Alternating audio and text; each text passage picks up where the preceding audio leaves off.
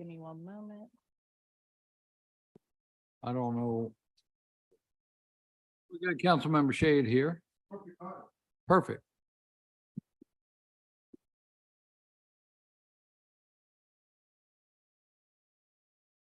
Okay, All we're is good. good. All right, we're ready whenever you are, Mayor. You We're wanna good? start? Yes. All right, so I'd like to call this here ad hoc Budget Advisory Committee meeting to order. And if y'all would join me for a moment of prayer. But please keep in our top of mind those who are affected by the horrible violence in the Middle East, in Israel. We saw almost live horrible events unfold last Saturday, but as each day has gone by, more stories of the atrocities have come forward. So please join me in praying for those who've been affected by this war.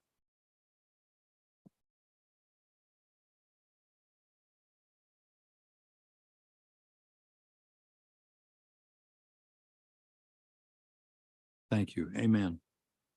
All right, so I think we were going to run down some other departmental requests. We got a few listed here, but I think Amy was planning on going back over, kind of the whole smear of departmental requests. Well, we're gonna talk with Dan first about the one request that was mentioned in the last meeting about the additional tourism officers. Sure. And then we'll talk about the request from clerk of council, but not all of their Okay. requests. Mr. Dan Riccio, you're on. Not as tall as hers. Thank you. I know it was brought up at the last ad hoc committee meeting about needing more tourism officers first and foremost. I want to thank Councilman Seekings for looking out for me. I did take into consideration this year that I actually did not put in any extra staff for livability and tourism officers due to the fact that we are now at 100% covered and staffed with tourism officers. We did have a rocky couple of years from 2020 on into 2022. We had 7 officers on board due to some parts of the pandemic and hiring young staff. Keep in mind, this role is a weekend, holidays, shift work kind of position. So retaining those type of employees were a little difficult. Just since last June, we are a full complement of 7. Most of our 7 officers are retired law enforcement. They're older folks and tend to like this type of schedule. So I feel we are adequately staffed for this next year. Our main focus was obviously with the livability review board manager, which is going to be a dual function, if you will. They'll oversee the livability review board and also the residential rental registration and also the vacant structures. So we're going to tie in all the registrations of occupied rentals and the substandard housing under one manager. So that was the focus of our budgeting for this coming year. Another reason we're adequately staffed is in the past, we would have to staff the bus barn at the visitors center. And due to our now, we take pre-planned trips into Charleston. We require coach bus operators to pre-plan with us months in advance. That's taken the load off of our staff at the bus barn. We were typically an 8-hour day for our tourism officers there. It is now down to 2 hours a day. We have a window of between 10 and 12. So that frees up that extra officer during the day to cover other duties as assigned throughout the tourism world. But that was the questions that I was going to answer. All right, Councilmember Seekings or anyone else, y'all have any questions of Dan about that issue? So, Mr. Mayor, if you don't mind, just really briefly, I want to thank Dan for getting with me this week and explaining sort of where he is and what his vision is for his department. My objective was to make sure he had the adequate resources to do it. And it seems to me like for now, anyway, he does. I just think this is something we need to keep an eye on, as tourism is a big part of our everyday lives, to make sure that as we have 8 million tourists visiting the city, and by and large, most of them on the peninsula at some point, that we have the adequate resources to make sure we can manage that. So I appreciate Dan, and I had a good conversation about it. And as long as you're happy, Dan, and reporting back to us, we're happy. So thank you. Yes, sir. Thank you. So while we got you on this topic, and then I got one other, you get most of the tourism, I guess they have like a regular set of duties, but then you respond to complaints when people are reporting somebody Yes, that they think, or some tourism vendor is not complying with our ordinance. Do those come to y'all through the customer service line, or they call y'all directly? I guess it's just combination of sources. one of our officers is assigned a duty phone during the day. The number is given to all neighborhoods that are impacted by tourism and citizens, that they can call in real time. And my officers respond in real time to the concerns of the citizens. We also have fixed posts, especially in the high traffic area of Broad, Meeting, the Battery. There's roving patrols constantly, and that is to make sure that there's no obstructions of our construction and anything that will affect the carriage operations. That is our primary function, if you will. It's the largest entity in the tourism industry. It takes a lot to run and make sure that everything is safe throughout the zones. Yeah, so they're out there and they respond immediately, and obviously they communicate with each other as calls come in on the duty phone. Okay. So my other question was about the rental registration. We did Cannonboro, Elliottboro, and I've gotten some complaints recently about the apparently larger number of students on the east side that are renting, and some quality of life issues over there. Is that one of the next neighborhoods that we would add to the registration? If not, could it be? Actually, we did a call analysis with the police department, calls for service. There were increased in Radcliffe Borough and Mizzique Ragsboro. Right. There's a pretty big bulk of college students that have a lot of parties in Right. that area. Right. That was our main volume of calls for this past year. Our plan is to move forward with Radcliffe Borough and Mizzique Ragsboro right next door. Okay, And then tend to go to the other locations after that. I see. So we're just kind of, we came in at, when the ordinance was adopted, it took a few months to get the people registered. So we kicked it off in February.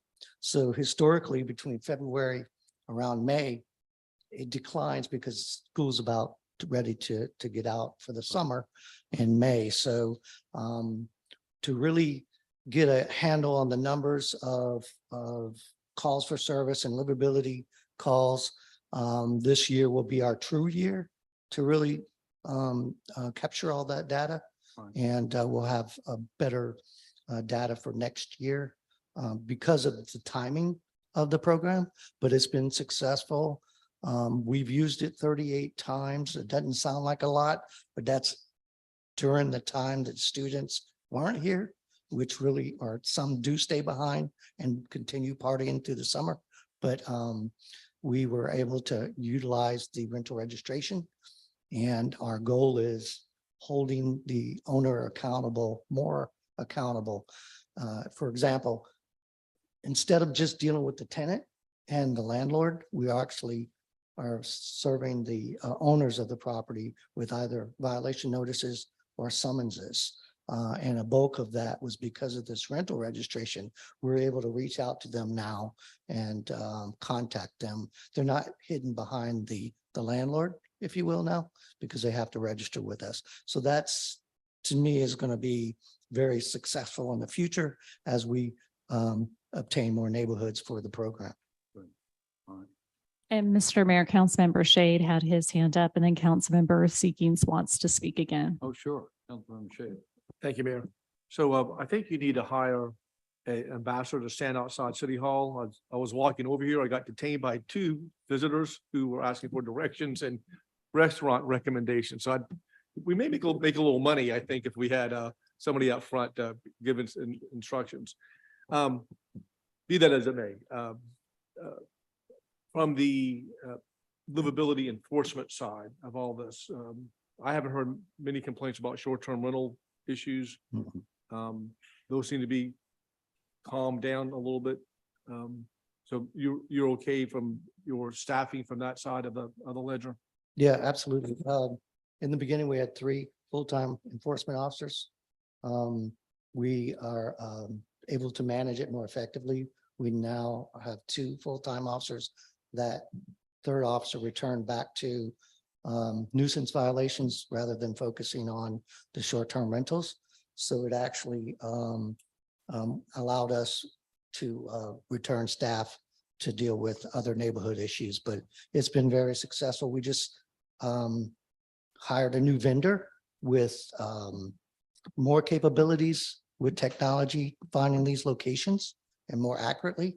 So I think even this next year coming, it'll even get better with the short-term rentals. And forgot to mention that we will be introducing the recommendations to council and the CD committee prior to next council meeting about the rental registration program, recommending Radcliffe Borough and Mezquite Ragsboro. I was able to speak with the neighborhood president of Radcliffe Borough, very excited.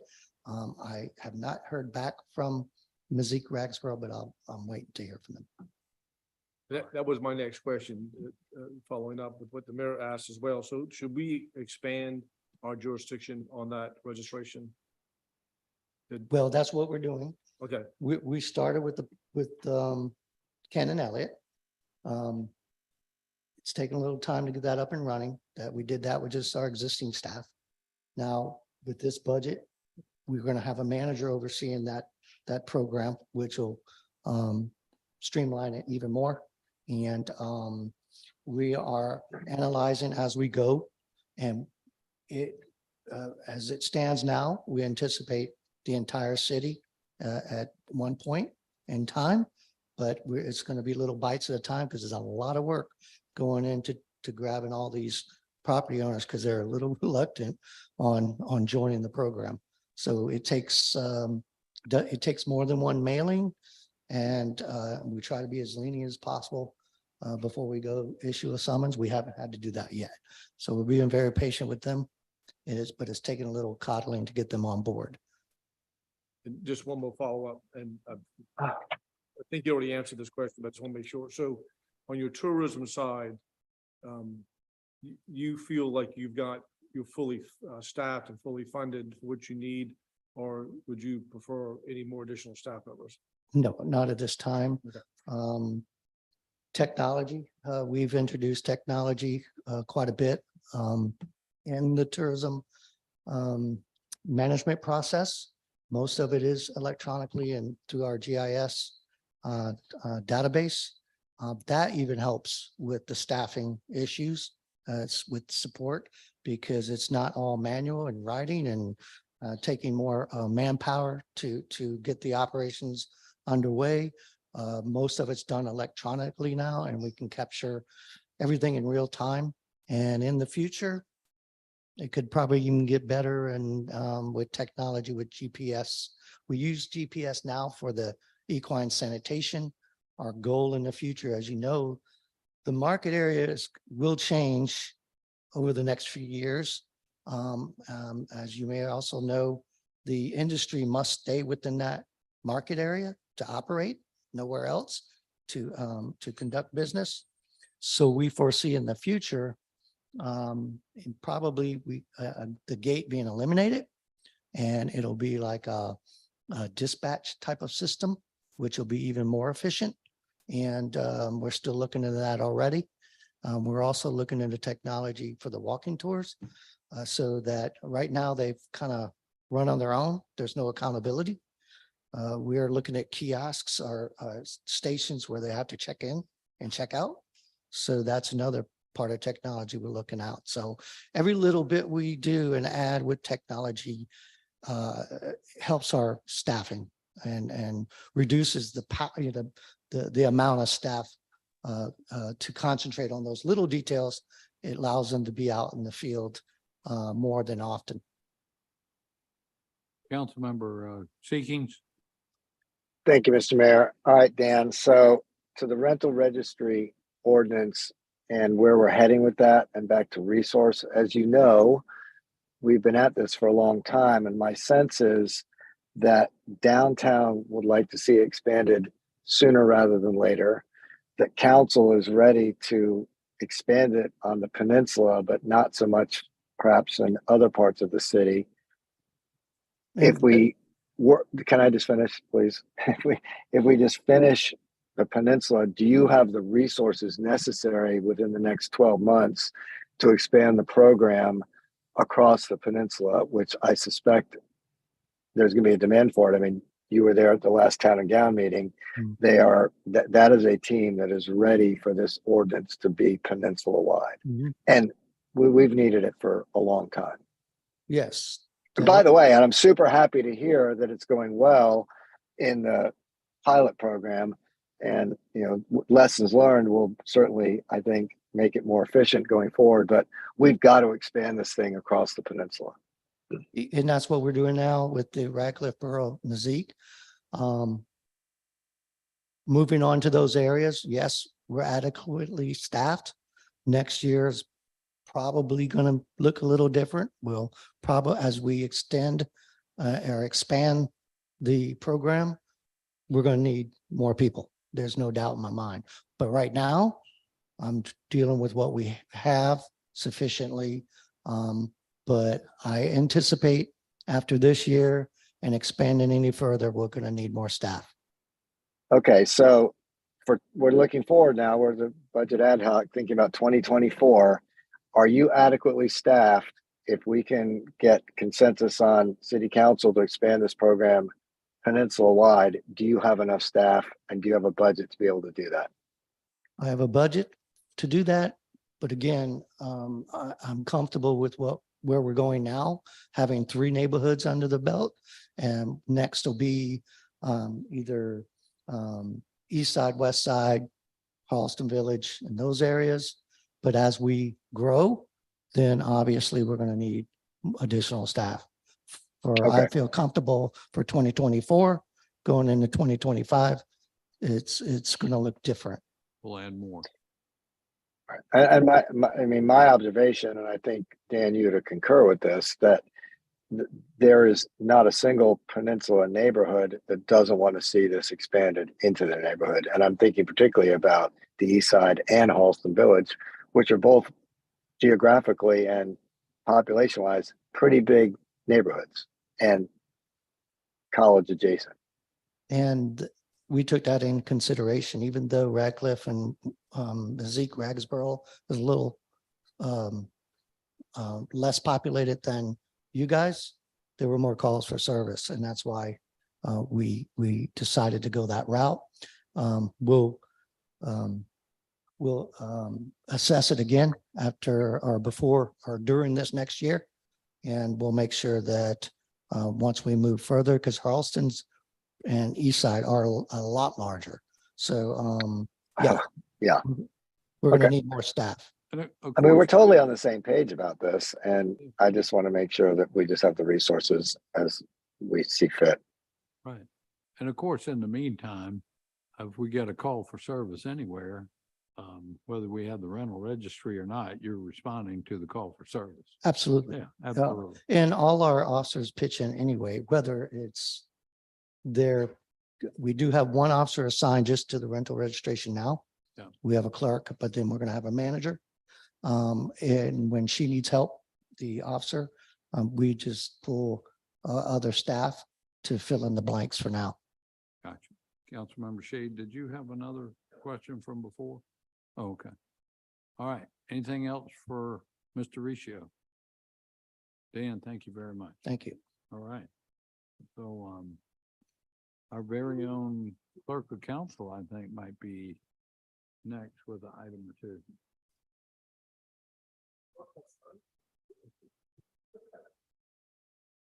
Back to Amy. So clerk of council, there was a question on adding additional funds for, I don't know exactly what supplies sort of things to their budget. So we talked with Julia. I don't know, Julia, if you want to talk first or if you want me to go through this, or Jennifer, or however we want to do it. Sure. You go right ahead, Amy. Go ahead. So we, so Julia and Amy and I and Andrew met last week. And so we discussed a way that the city could budget for additional council member expenses.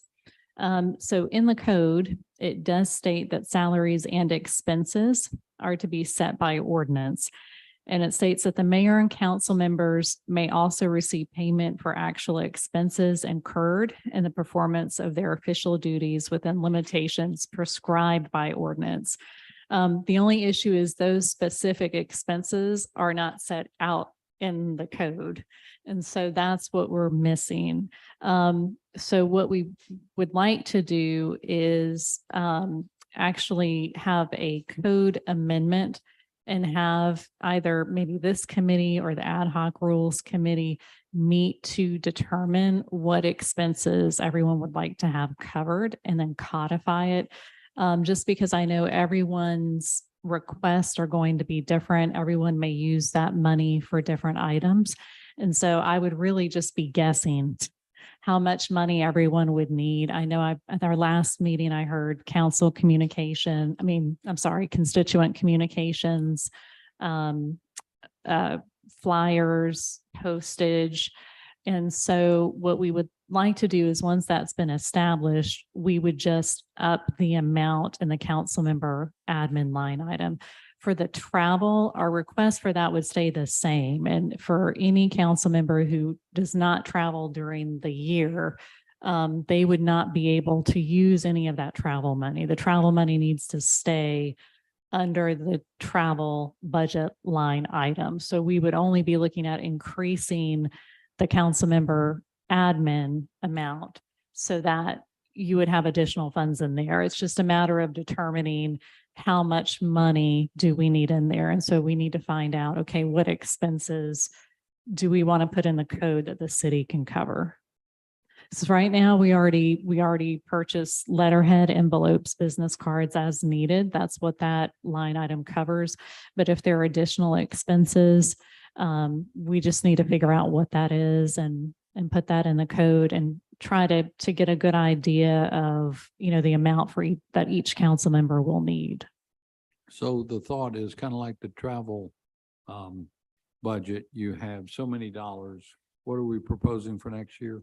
So for the travel budget, we had proposed an increase to $48,000, which would be $4,000 for each council member. But if Kevin didn't use his $4,000, he only used $2,000, then the 2,000 left over goes back in the pot. So to Correct. speak, goes back into the fund. And so you're suggesting we have a separate administrative expense bucket for each council member of Ye- some amount, say it's 2,000 or 3,000. And once again, you got to either use it or lose it. Is that Yes. what we're thinking? They But- already have a line item in the budget for council member admin supplies. There's already a line item there. Right. So we would just utilize that line But, item. you've got a line item, but it's not like It isn't. divvied up by That's right. each council member. Correct. That's right. So if you were into constituent expense or service and somebody else was not, it would just be up to each individual council member, just like travel. Does that sound reasonable? I think we need to, and I think I heard this from Jennifer and Amy, we need to be specific of what those expenses could be. Correct. Yeah, so let's do the rules committee for that. Okay. I think that would be appropriate. And, but I don't see why for budgeting purposes, we couldn't go ahead and, you know, set an amount of $2,000 or $3,000 per council member, Okay. and then have the rules committee at the same time meet and come back and say, these are the eligible expenses that you could use that little fund for. Does that make sense? Yes. Yeah. And then I think Councilmember Seekings has his hand up as well. Councilmember Seekings? Thank you, Mr. Mayor. I just want to thank Jennifer and Amy for picking up the ball on this one and running with it and coming back and reporting. I think I'm the one who opened up this Pandora's box, and I think the solution you've come up with is great. And to me, as you talk through it and we talk about administrative expenses, letterhead, envelopes, all that, to me, the natural extension of that is stamps, is being able to communicate through that. So I think this is a good plan. I think that the Rules Committee can come up with something that makes some sense, and I appreciate you thinking this through. Thank you. Without breaking the bank, y'all want to just set a number, cut to 2,500, something like that a year? per- not a month. Sorry. Yeah. we can be really popular at the post Well, office at you might 2,500 a have month. some other eligible expenses that get set up by the Rules Committee. Yeah. Correct. I think $2,500 sounds pretty good. Yeah. How much did he say? 2,500 for each council member. Yes, Per year. Okay. per year. Yeah. Amy said okay, but very quietly. I think that was the same voice she was using when she told me this meeting was in person. Perhaps it was. Yeah, can I ask mean, one more question? honestly, I think you'll get half of this. We can do that and just maybe after the Rules Committee too, if we can adjust it a little, but for now we can do that as a placeholder. Yeah. And if we need to adjust it down, then we can do that and then monitor it for a year and see what we need to do next year. Okay. And Mr. Mayor, Councilmember Gregory had his hand up. Yeah. Some of us travel a bit more than others. Not you, Mayor, but some of us.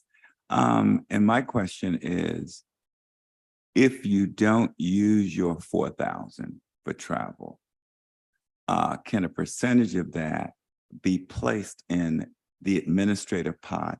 They're saying no. You can't. I would rather it be clean and you have what we expect for the budgets for both sides instead of doing those transfers, because then Okay. sometimes, Okay.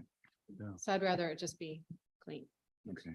I like to accept the meetings where somebody else is paying my way, Mhm. I do too.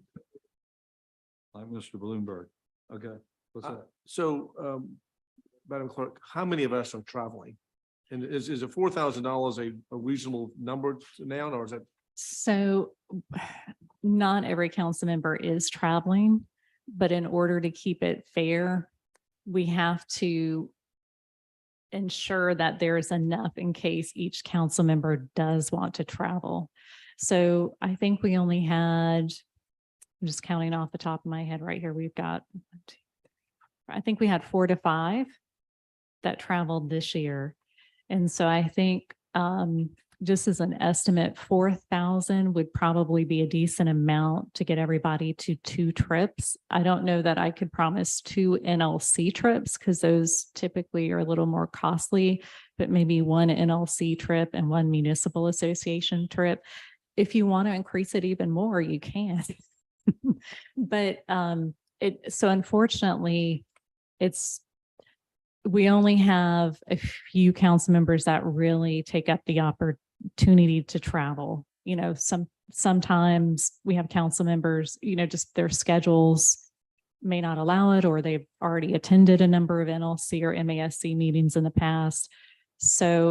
But it really has to be sort of use it or lose it. So if you don't avail yourself of the opportunity to travel, then that money just goes back to BFRC. It's reserved. It's not, it doesn't come back to my department necessarily. It goes back to the city, but Right, not to Amy directly, but just back to the city. yes, we're Okay. good. Did Councilmember Seekings, you have your hand up again or something new? Is that- No, I forgot to take it down. Sorry. No problem. I'm All good. right, Madam Clerk, Jennifer, did you have anything else from your budget? That was that we did do just a small request for paying for rental fees for different venues when we need to have meetings outside of the council chamber. And so we did request 10,000. That's about 2,500 a venue. So we just need to have money in there in case we meet somewhere like, Charlestown Landing or the Gilliard where there's a fee to rent the venue. And that was really the only other big request that we had. Thank you. Any questions for Jennifer? I vote we double her budget. Okay. Second.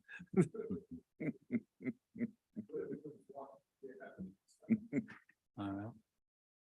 Back to you, Amy. Okay, so one of the things that we had not gone over, we said we'd go over at the next time is executive department's request list. And then we've also given you the master list as well of all the requests. So you have that as well. It's a little small, but total additional funding requested for 2024 from the entire executive department is 2.2 million. And then there's a lot of divisions in executive. So we'll go through them. Municipal court asked for an additional $75,000 in funding. $28,000 of that was for their youth education court. And then $47,000 is to convert the public defender contract to a city employee. Any questions on those?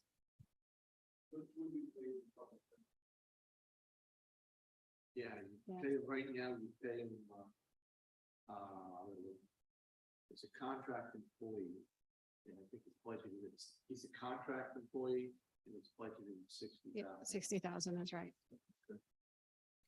Mayor's office asked for 334,000 additional funding. Most of that was for three positions, a senior data analyst, director of innovation, and a director of performance and open data. The Mayor's Office of Children, stop me if you have questions. Mayor's Office of Children, Youth and Family asked for 89,000, and that was just for a new position, which is a program coordinator for the financial empowerment program. Public information, one additional position to focus more on internal communications. And that is a direct result of just communication we're getting from staff that our internal communications could improve. So that would help in that area. Resiliency and emergency management, they are asking for 1.6 million in additional funding. Majority is for positions and for studies. The 4 new positions is at a cost of 399,000. It's a project coordinator, a project manager for mitigation and recovery, an emergency management specialist, and an energy analyst. And then there was 2 specific studies for 600,000. It's the tidal and inland flooding feasibility study. That's the $3 million Army Corps of Engineers project that we're doing. And the city's 1 year share, year 1 cost share is 400,000. And then the additional 200,000 was for the water plan expansion. And then estimated project management costs for the PED phase of the coastal storm risk management project, which is $600,000. Any questions? Councilmember Seekings? Thank you, Mr. Mayor. I have a question on the request back from the municipal court to turn the public defender from a contract employee back to a full-time employee. I don't know if Susan's on the call, probably not, but is that really a full-time job? And if it is, are we going to be able to get someone with the requisite experience and knowledge? That's a tough job being a public defender at the city level, who's going to stick around. It seems to me that we're better off having a full-time lawyer out in the world who handles that caseload rather than employing someone internally. I think we'll have a lot of turnover there. So maybe that's a question for Susan when she's on a call. The position is a part-time position. Okay. And how much are we allocating towards it? 47,000, but that includes everything that goes with it. Benefits? Okay. All right. Great. Perfect. Thanks. Did the executive branch allocate any dollars for the mayor's office at Park? Park, Park, yes, it's in there. it is? Yeah. Okay, not a line item for that. These were the kind of the new requests, the heart. There was no additional request, Councilmember Gregory, but the base budget is still there. Okay, Okay. thank you. Yeah, no, it's still there. Councilmember Shade. I think, what, go back to that other position about, what is, the Senior Data Analysis Director of Innovation and Director of Performance and Open Data? What's open data? Just I'm more So- curious. It's performance and open data. Tracy is our Chief Innovation Officer, and we've been growing our management and performance. In fact, she'll be sharing with council soon a link to something she set up called our Performance Hub, where we track the numbers on the mayor's priorities, stat committees, but also, I think y'all are really gonna like this. People talk about plans being on the shelf. We're tracking the things that we're doing from the various plans, from the water plan, from the Plan West Ashley, from the Climate Action Plan, Transportation. and the transfer. I mean, we're compiling all this data, and we need some hands on deck to utilize it. That's partly why we got the certification over here from Bloomberg to What Works Cities, because we've kind of built this. We're getting to a point where we have some really good data and really good infrastructure. The term open data mostly applies to the process, I guess you'd say, or where you take information and databases that the city has and make them available to the public. And we now have a list of all these city databases, GIS information and other things that it's public information. It belongs to the public. And so many cities are using a kind of more open policy about their information and data and getting good benefits from somebody might use our data and use it creatively to come up with some solution for something or other.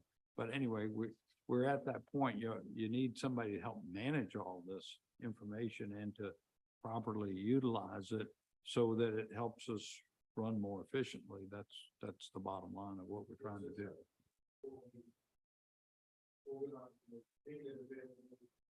That's the open data part, that the analyst, and when it says senior data analyst would be in the executive department, well, for example, the priority stat committees are cross-departmental. I mean, I don't know if y'all have ever attended or welcome you to. We have like a flood stat meeting, flood statistics, and it's not just Matt Fountain. It's housing, it's stormwater, it's parks, it's various departments that have any piece at all to our flooding goals. And they all track information within their departments that move the ball forward.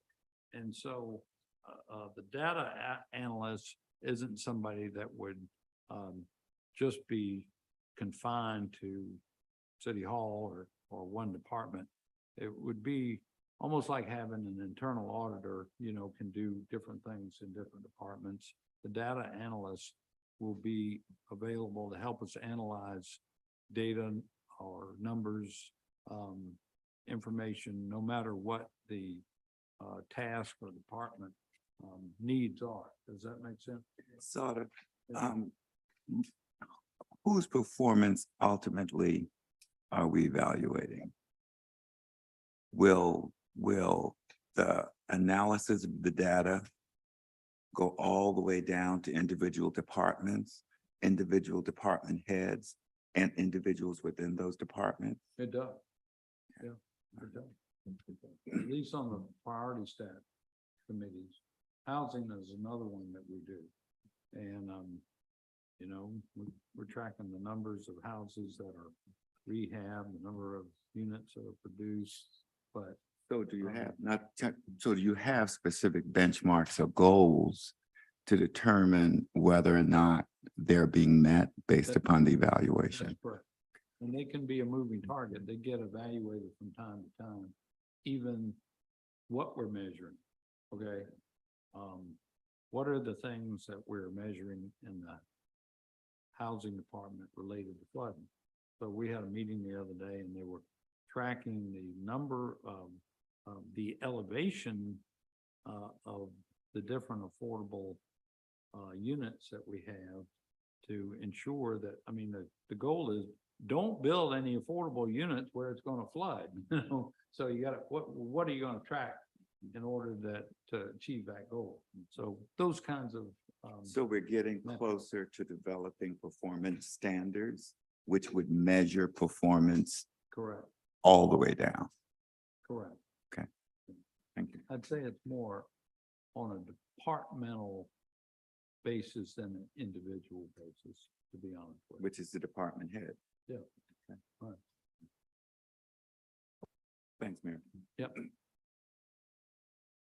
Any other questions? I think you had all asked for kind of a overview of the request versus last year, so this is also in your packet.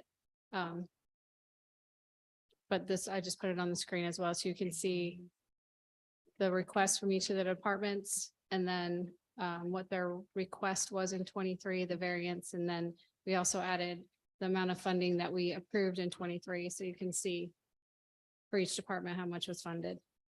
So Amy, pick one of those lines and walk us all the way across the spreadsheet and kind of explain each number, if you don't mind. Sure, yeah. We still need you on the microphone though.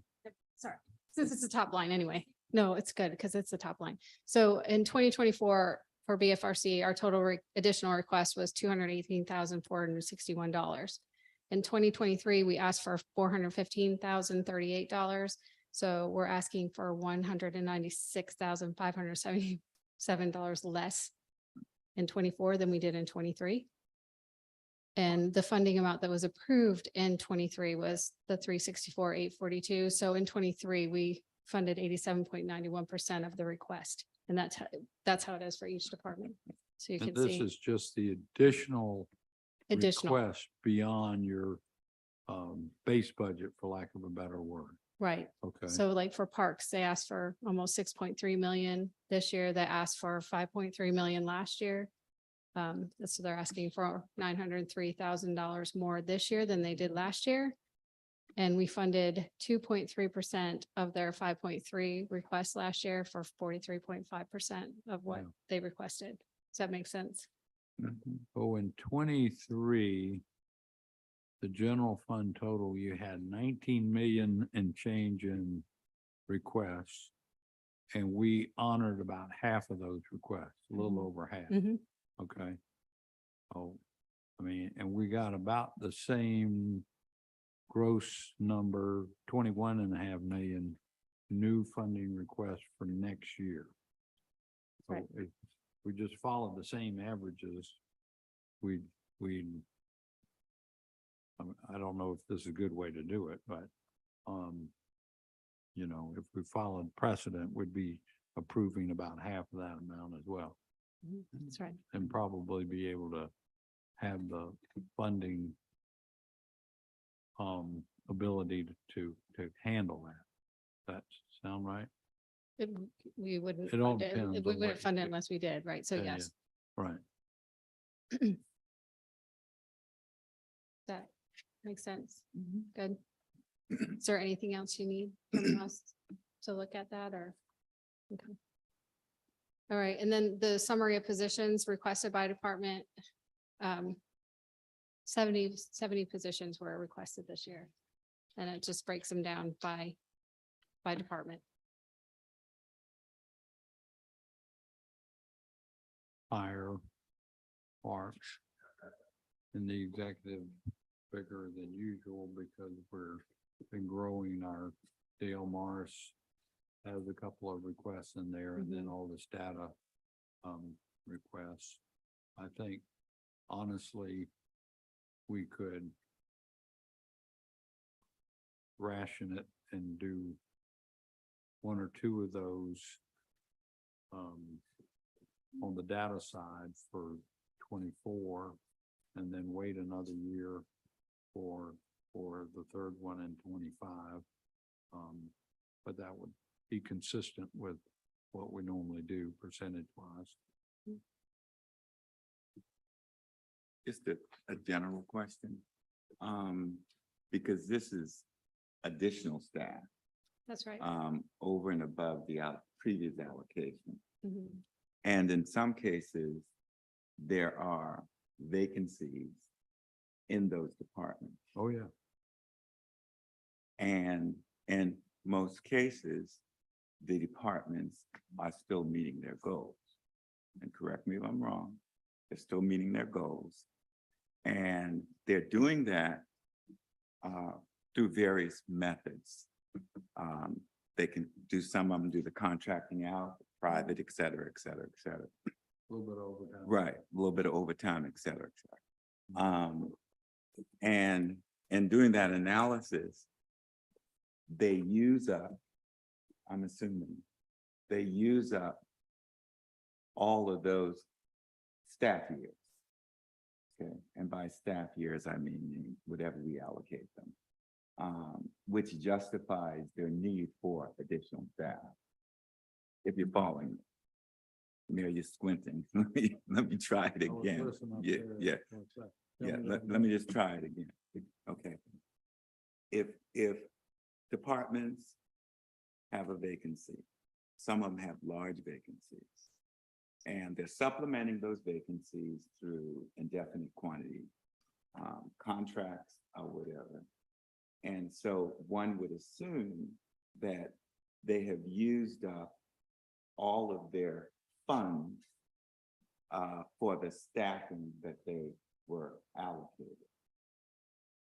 Okay, I'm just assuming.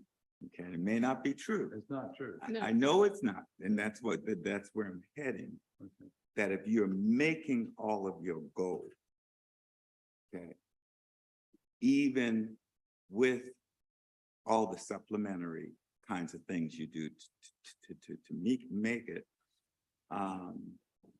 and you don't use up all of your resources, but you're now asking for additional staff, it doesn't work for me. Right.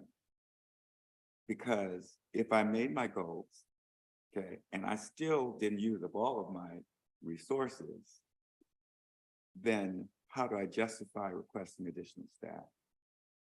Is my question. That's the question I would raise. Right. And we've been doing that as well. Okay, we're in the same. We had a place. long discussion, Amy and Okay, Rick and okay, Andrew and I about this just the other day okay, with a couple of these departments. Now, fire department is mostly manning a new station. We're bringing on new firefighters for second half of next year. That doesn't include Oh, station. this doesn't Mm-mm, include. That's just an additional staff. It doesn't include the 15 that we need for Johns Island. Yeah, forgive me, I was wrong on that. Mhm. just Well, something that. Parks Department had a number of requests. And you know, one example, Peter, was the groundskeepers for the striping of the playing fields and all. And but you're right, they still have a bunch of unfilled positions. And too. they're meeting their goals. And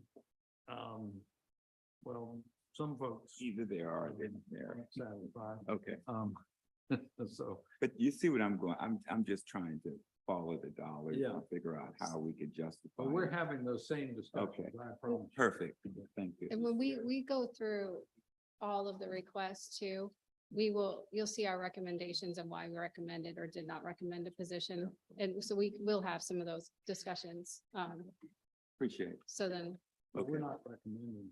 Those Okay. are just the requests. Okay, Yeah. just throwing it out there for us to Yeah, I'm just gonna think about. comment on that where Councilmember Gregory's going, but I would presume some of these positions are, I'm thinking of a basketball team, you know, you need a point guard, and you need a shooting guard, so, or you need a center. And so since some of these positions, there may be a vacancy on forwards, but we need a center instead.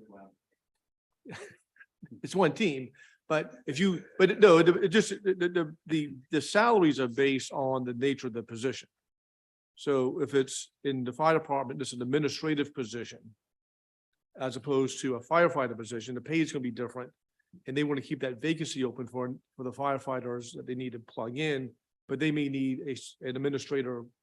And do administrative work instead. So it just depends.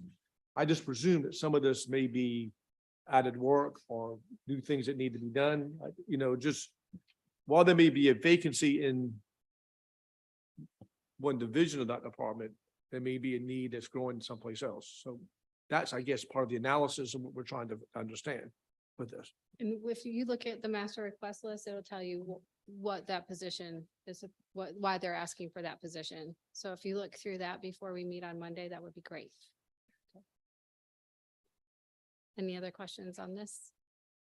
No, I'm good. I'm good. Okay, so just quickly, some other expenditures, 2024 proposed lease purchase the list is included in your packet there. And for council members online, I will email you what we gave out today. So our four-year lease purchase, it's environmental services, fire fleet, information technology. There's not stormwater on there because they're still working out their budget and we'll bring that to you later. Environmental services is asking for, and this is all based on their replacement plan and any needed additional fleet items they need, but they're asking for 3 knuckle booms, 942, almost 43,000 for those 3, a street sweeper, 2 rear load garbage trucks, 1 electric garbage truck, total borrowing of 2.7. Looking at the 2 rear load garbage trucks, and we'll talk about this a little bit when we go over fire. We will definitely procure 1 of those trucks. If we can hold off on some of the fire apparatus, we would get both. I'll explain that when we get to the fire slide. Because we're having a hard time and we're having to order these so much earlier because it's hard. It's taking them so long to build. The knuckle booms, the street sweeper and the rear load garbage truck, you've already approved it in council. That's those letter of intents that came through. So they have to be on the lease purchase. It's just the way we're gonna have to work for a while because it just takes so long to get those built. With fire, they're asking for a air truck, which is a replacement, an engine 111, it's a replacement, a brush truck. Tower 103 is an addition, it's a new truck. And then their light vehicle replacements, it's a total cost of 4.1. Most of those, it will take until 2027 to build those. We would not get them delivered to us until 2027. So we're in a little bit of a, what do we do with lease purchase? Because we only have 18 months to spend lease purchase money. We'd have to ask for extensions over and over again, and that's a long time. So we're talking with banks to see how we kind of handle this, but we would probably push those into a different year when we're closer to actually purchasing the trucks, when we're going to have them delivered, but we bring it through council for approval like we've done with everything else, with your understanding that they will have to be on that lease purchase that year. So we're still working through that. So if we don't do that, then we could get the other rear load garbage truck, like I said before. Definitely would get the light vehicle replacements though. And we're working with fire on that as well.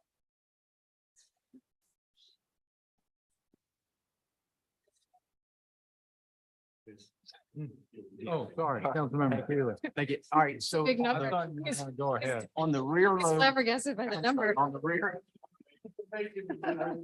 I'm trying to take in about 6 things at one time. I understand. On the rear load trucks, are those Mhm. replacing existing trucks? Yes. Okay. Mhm. Will those have the better technology on them so that maybe we don't have to have as many people working, or is that not a? Those aren't the rear load, right? Yeah, so they're not, the side loaders are the ones that allow for that. The rear loaders do not, so. Okay. All right, thank you. But Mhm. the transition to the knuckle booms reduces 1 employee for each knuckle boom Mhm. because you don't have to have the claw driver behind you. And these are all the knuckle booms where the driver stays in the truck even to operate the boom. He can just shift around and operate it right inside the cab. He doesn't have to get in and out of the cab every time he picks something up. And that's why they're a little more expensive, but I'm convinced it'll be worth it.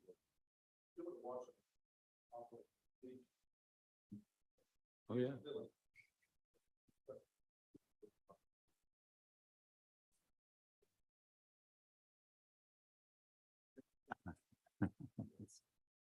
That's another meeting. Yeah.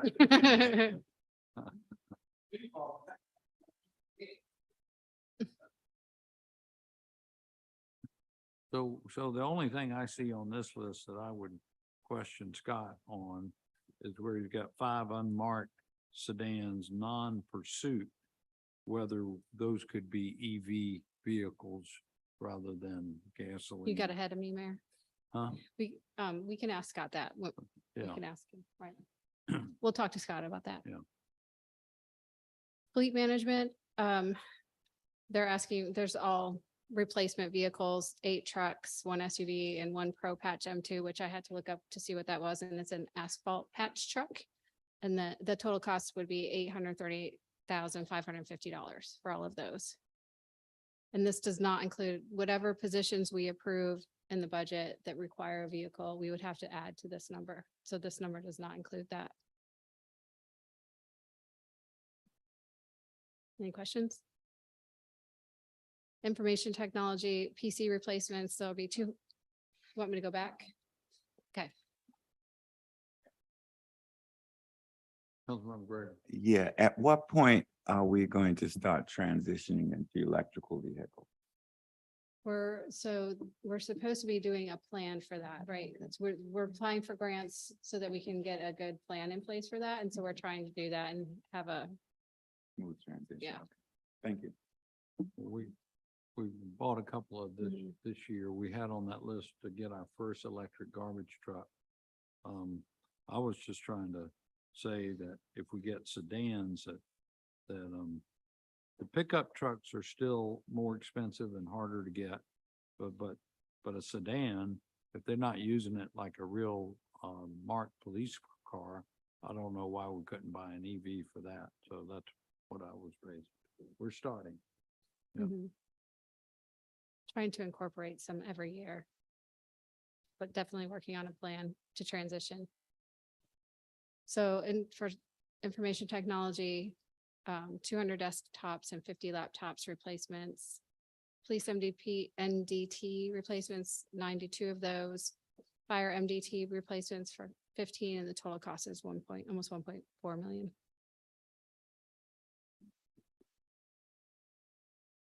Councilmember Craig. What do we do with the old laptop? That's a great question. I don't know. Where did find it out. go? Do we put them in our community centers, for instance, rec centers, for instance? We've actually been giving them to like School. schools that have needed them and things like that. I think we may have been putting them in some. community We centers. do. We'll Okay. get- We'll check that out. Okay. They get totally wiped, I know, before we do Hope something. so. Yeah. Wes is good about that. And then the police, 3-year lease purchase. Their base budget is 1.6 million for all their replacement plan. They're always asked for a little bit extra to buy some additional vehicles. They're asking for an additional $500,000 this year for a total borrowing of 2.1. Some of that increase they're asking for though is because the cost of vehicles and the equipment that goes with them has increased. So we would probably want to increase that to some degree. what does it cost for us to insure all these vehicles? I can get you that number. A lot. I will get you that number. That's right. Well, we're going to move on to insurance in a moment, but lease purchase. So the 4-year lease, the total borrowing would be $9 million. Without the fire apparatus, it would be 5.2. Impact to the general fund for debt service would be 1.26 million. And then without fire apparatus, it would be $729,000. 3-year, just at the 1.6 base until we decide what we're going to do. Impact would be 285,000, almost 286,000 for debt service payments. The police are on the 3-year plan. That's right. I see. Everything else is full.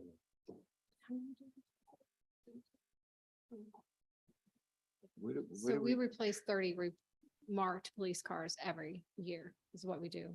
With What's this that? 30 marked vehicles every year. Right. And, Councilmember Gregory? yeah, and do we sell them and get the proceeds? Did you- We do. We do. And that enables them to. Yeah.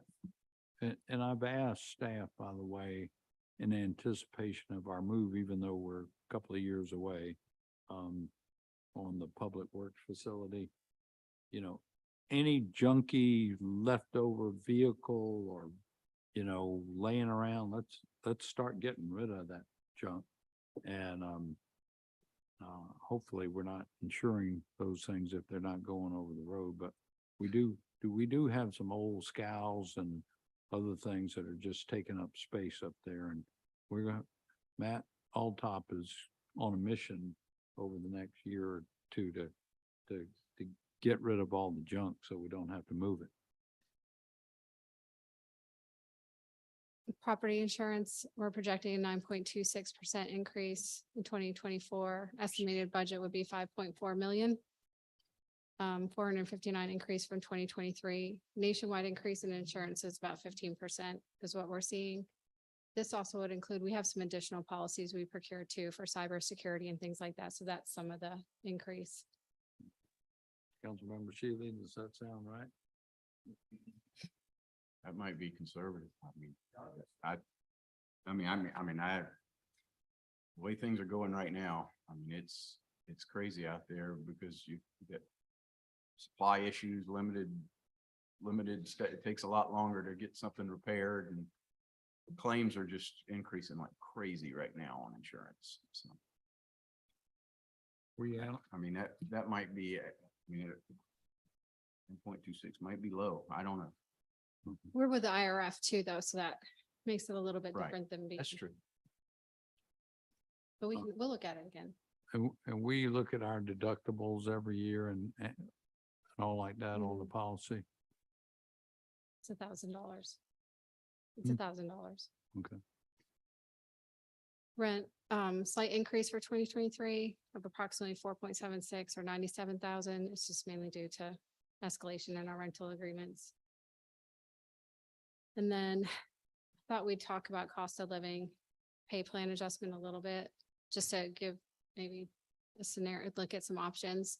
If you remember last year when we went through everything we went through, when HR had said that we would need to increase by 20% in order to make us the #1 paid municipality in the state of South Carolina. So what we ended up doing was for police and fire, we gave a 12% increase. 3% was a pay plan adjustment and 9% was a COLA. And if you remember, we looked at CPI and that it was like 8.7% was the CPI at the time. So we went with 9%. And then police and fire have those built-in automatic steps that non-sworn do not have, which is why we looked at it a little bit differently. And then we increased non-sworn by 13.33%, and that was a 4.33% pay plan adjustment. And that was to get us to our minimum wage of $17, if you remember, and then 9% cost of living. Flip that around to 9% was, anyway, so we had discussed raising the minimum wage 20% from 2022, minimum of 15 over the 2-year period. So we did the we did it this way with the thought that in 2024, we would make up the 20% difference, right? That would require a 5.88 adjustment to achieve that goal for 2024. Does that make sense? Okay. Cost. That was for Yeah, everybody? I looked at the living wage too. I should have put that in there, but I did look at that as well. And I can bring that next time. Sorry about that. I meant to put that in there. I'm sorry Amy, about that. could you talk a little closer to the microphone when you talk? That'd be Sorry. great. Yeah, Okay. thank you. So right now for August, it's 4.1% is the CPI. Last year we used September. The September numbers are coming out tomorrow. So we'll look at this again just to see what September numbers are. US city average CPI is 3.7%. Main increases are gasoline, shelter, and food. Any questions? Go ahead. Councilmember Ware. So that's by month or that's that 4.1 is some average or what? It's the- by, so the increase, yes, it's by month. By month? Mhm. So if we got an average for, once you get September, it's coming in next month. If you averaged it for the 9 month, wouldn't that be the more? Well, it's, ac- so it's the 12 months. So I think it's averaging. It is Yeah, average? Yeah. It's averaging Yeah. as you go, I think. All right, okay, thanks. Any questions? Oop, I hope not, because I just turned it. So we could do the same approach as we did last year and do a combination of COLA and pay plan adjustment. Looking at CPI right now at the 4%, it would make our minimum wage $17.68. Our competitors, North Charleston's at $17.17, Mount Pleasant's at $17.78, but they're on a 37.5 hour work week, which inflates their rates a little bit. We were planning to move to a 37.5 hour work week in 2024. So with that change, the minimum wage would be $18.86 because we have to adjust everybody's pay up. So they didn't get a decrease in pay by going to 37.5 hours. And when you say it would be 1886, that's including the 4% COLA? Yes, I see. So if we did the 4% COLA and did the adjustment, what I got employees? that on the next slide. So, Okay, okay. okay. So the estimated cost just for a 4% COLA is $6.27 million. We could also adjust the pay plan, the 1.88% to get to that 5.88% that we said we needed to get to the 20%. Minimum wage would be $18 and it would be $19.20 with a 37.5 hour work week. And then just the additional estimated cost for it would be 1.44 million, which would be a total of 7.7.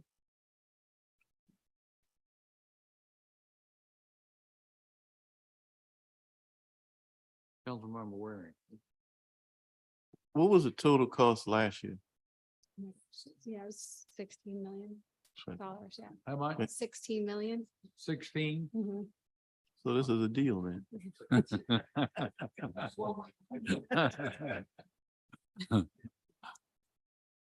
So that's just what we're like in one of our options. I don't know. Right. We can kind of look at that, look at CPI for September and see what that is and adjust the numbers. And if this was what we'd want to do, it seems So- fair to me. It always brings us back though to the $1 million question. Are you going to have the revenue to support it? Right. Right.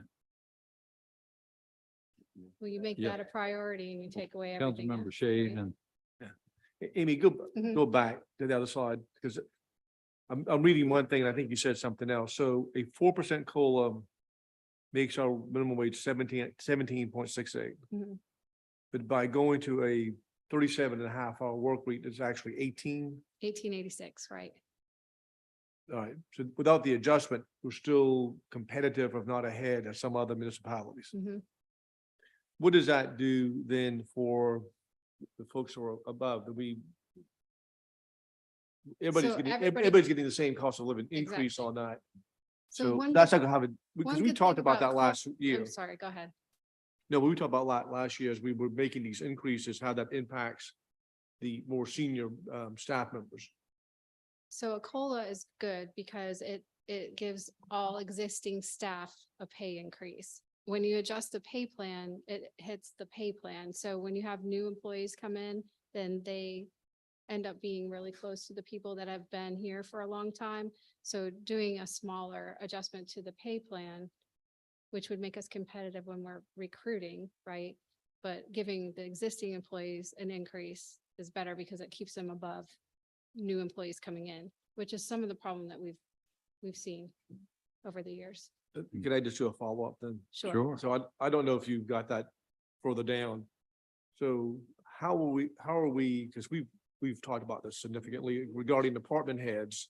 And how are we now competitively with just department heads or deputy department heads? Are we competitive around the board, or do we? I mean, that's, to me, I think that a lot of us sitting in this room right now, that has always been a concern about making sure our department heads positions are very competitive financially. I can't answer that question because we haven't done any kind of analysis of what people are getting paid around us. So I don't know that for sure. But department heads, That may be department heads worthwhile. would get the same amount. We would get the 5.88%, just like everybody else. Well, we made a huge leap forward last year with the Yeah, adjustments everybody seemed happy. we made. I mean, that's made a huge improvement on, and we heard from our fire chief on the retention for the fire department, that Right. with the positive impact what we had. I'm just more concerned now about our senior staff members and what we need to be doing, looking at from that angle.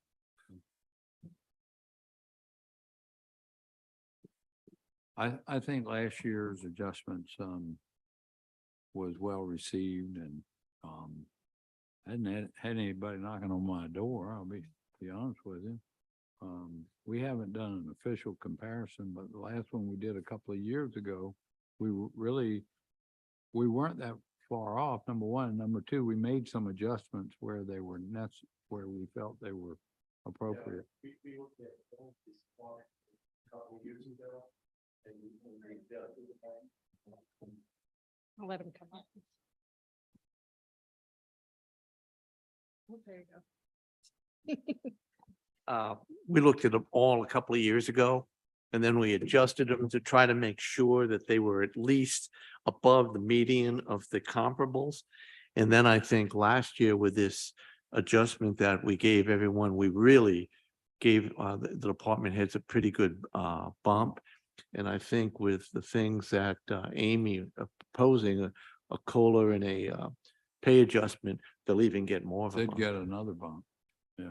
Question, but, and correct me if I'm wrong. The 16 Microphone. that 16 million included bonuses No, that was all just. separate. Mhm, That was separate. that was, So if we are running into that issue, we could probably do something similar in terms of bonuses to try to make the adjustment. Okay, thank you. So this might be a good time to share with you that, we do hope to come to council in a meeting or two and ask for a little, bonus for 2023, coming up. Yeah, Councilmember Ware. You know, I'm in favor of that. One reason I am is because we all did heavy lifting to bring people up last year. But, you know, sometimes I want to make sure we don't get used to that patting ourselves on the back, because, you know, other municipalities saw what we did and then they reacted accordingly. Right. And we've got some unique situations in this town when we look at our department heads. In particular, and I don't, this gentleman ain't even department head, but when you look at a gentleman like Frank Newham on a special project that certainly passes the 50-year test, you know, the low battery wall improvements, the seawall improvements. And we can go from department to department head, and we'll find a number of people like that. Now, I know he's going to be retiring soon, but you look at Edmund Morse, who, you know, overseed the capital projects and, you know, Gilliard and the IM, and now getting ready to get going on, you know, bike pedestrian bridge. Yours truly. I mean, there's certain people certain department heads, without that leadership, this city loses a lot of momentum. Okay. And so we have the ability, that's why I asked what we did last year, which shows us the ability that what we could do. Thank God it's not a COVID year. And then that's another thing, during COVID year, look what our people did from the standpoint of keeping costs down, in some cases rolling costs back, you know, Laurie Yarborough, one that comes to mind initially. Those are the intangibles that when you look at ranking from one municipality to the other, those intangibles, we don't pay for. That's what loyalty gives to a city or gives to a municipality. As we go on, we're now getting more monies, you know, because of squeezing the orange a little bit better in stormwater.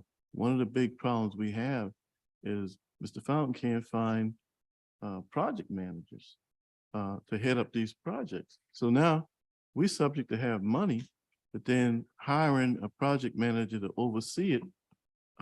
Right now, I spoke to him as recently as last week on that. I mean, we got one project manager we've been looking for, I think it's more than 12 months. So to me, that's indicative of whatever our pay bracket is on that. So we have some latitude to do more.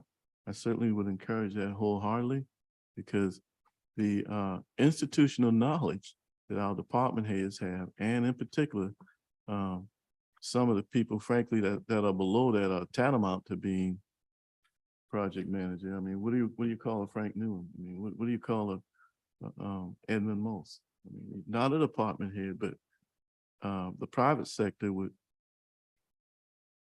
really value those people. We do. That's right. So if we have the ability to do it, the largest municipality in the city, in the state, and if people say Charleston leads, I willingly accept that. We should. Yeah. Yes, sir.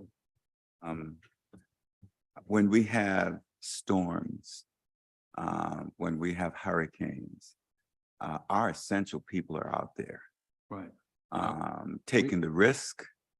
I know there's some overtime and some other things, but We have an just, emergency pay plan when that happens. okay, And okay, it's better than overtime. okay, Yeah. okay. That's what the feds do, right? Okay. And we got that covered. We figured that out after about our second or third. After hurricane. Matthew. yeah. Okay, okay. Yeah. Thank you. Okay, so we'll come back.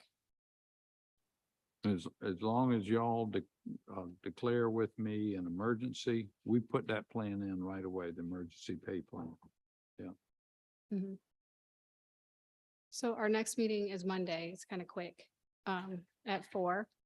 And we'll go through the master list. So that's why I asked if you kind of look at it before Monday, in case you have questions or if there's something you see that you really want funded, you know, we value your opinion. It would be good for you to look through it. And then we'll look at revenues. And then if we have time, you know, we'll start looking at Right. base Yeah, budgets. that's me. Amy, that's what That's we it. got on our desk. Mhm. Yeah, so this is some real homework, y'all. Yeah. Yeah, it's 62 pages. When are we doing this by, Amy? By Monday? Yes, please. Oh, boy. Homework. We got serious homework, y'all. Just FYI, that's the extension deadline. Tax extension. Oh, is it really? Yes, Yeah, sir. yeah, just ask- Councilmember Shade. That's all good. So Amy, Councilmember Shealy and the mayor and I attended the fire department annual banquet. And so if I could put a plug in, this is a very small increase, and I don't think they'll ask this, but I wanted to ask it. I think we allocated maybe $30,000 for their annual awards banquet, and they met over in North Charleston. They had a hard time finding a place in the city that could accommodate their budget and the time that they were looking for it as well. So it's a small bump, but if we could work that in somehow, I think that goes a long way with being able to accommodate them. They did ask for a increase. in the I'll budget. make sure that Dan comes They back asked around for and an asks you that increase. question, but And I asked Chief Kerr to please let me help him perhaps identify a sponsor or, you know, a free place. For example, we had a wonderful similar banquet for the police department that was provided at no charge. I don't know if we'll find that same deal for the fire department, but we're happy to ask, and but, you know, A huge difference. I mean, we were at the Charleston place in January. yeah. I mean, we were treated like kings out there. We That's really right. were. And it was a nice event Yeah. at the Coliseum, but it was ham and eggs. And so it was a huge, and I know that, the morale of the fire department, we want to keep up, and they see that Yeah. difference. And I mentioned the same thing to the mayor, that we need to find a sponsor Yeah. out there to somehow, but those things really should be held in the city of Charleston at a nice facility. And we recognize these men, and some of the awards that were handed out and on life-saving measures and things of that nature was really like, they go unnoticed a lot, those firefighters. I mean, they really do. And Kevin and I were there, we listened to most of those accolades out there. So it's not a big item to include, but if we could work with them on the standpoint of sponsorship, mayor, or throw some more money that way, that makes a difference. I think that place was full. About 150.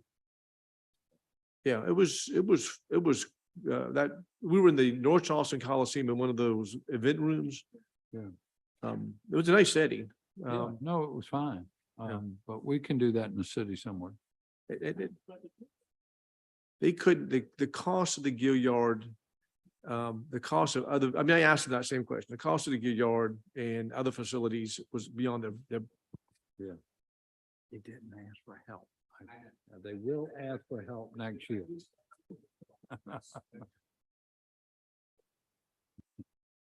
Sometimes we can help. Okay, any other questions, Councilman Waring?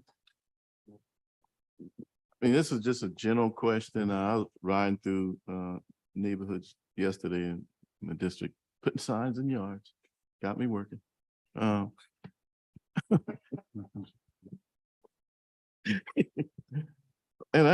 I saw a number of, those signs that the firefighters had, support your local firefighters in yards. I mean, is this something else going on that we don't know about? Because I thought all those signs after last year would have been kind of tucked away in the garages or something. But anyway, just thought I'd ask. That's a year-round thing, support. Okay. Yeah. Anyway, so I don't want to, you're at the That's end. it. You're at the end? That's it. That's it. Yeah. We're Anything done. else? Okay. We stand adjourned and, But I do have one question. I don't know if this is for another meeting, but so I guess when do we go over the ATEX budget? We'll start addressing that at the next meeting when we talk about revenues. But the ATAX, we won't have that budget until after the committee meets. So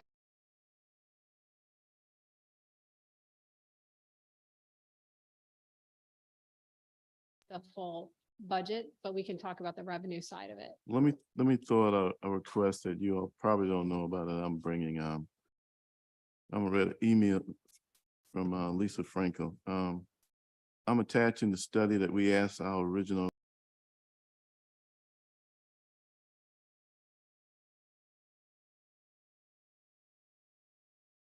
programs at the Gilead that we know we could be improved with acoustical interventions. As you know, the hall was originally designed for acoustic programs, symphony, opera. And although anticipated as part of the Gilead's main offerings, amplified programs were not fully addressed in the original design. We're excited to learn that there are some simple, variable additions that can make the hall for these performances. In parentheses, the hall would remain unchanged for our outstanding unamplified performance. We have gone out to 2 vendors to get comparable pricing for this project, and they named the vendors. I'm attaching a quote for the portion of the scope. They would not be included custom items that we need in order to fully integrate the panels onto the hall. Apparently, when they have, and I've actually been there for a concert. These speakers, the sound bounces off of the wall. these panels are supposed to absorb some of that sound, only from amplified music, not opera or certainly symphony, anything like that. But anyway, that cost is gonna be somewhere around about 250,000. So, to me, I think that gets right back to the sound system originally when we, it wasn't you, Mr. Mayor, but we, remember when we Replaced it all. we replaced the speakers, but the part about, and again, everything was for opera and symphony, but not for big band coming in there with their speakers.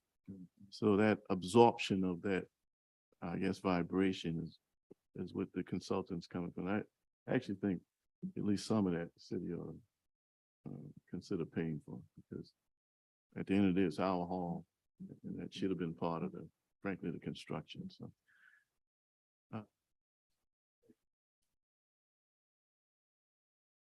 We've made a note. One question. Is the next meeting in person or virtual? Virtual. Okay, good enough, good enough.